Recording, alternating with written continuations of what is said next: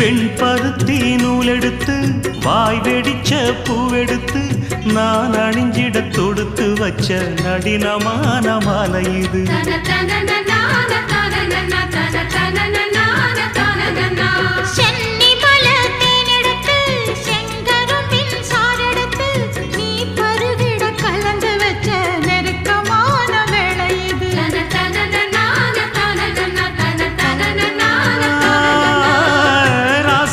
உடம்பிருக்கும் ரவிக்க துணி நானாக அன்னாடம் சூடி கொள்ள ஆசை வச்சாகாதா.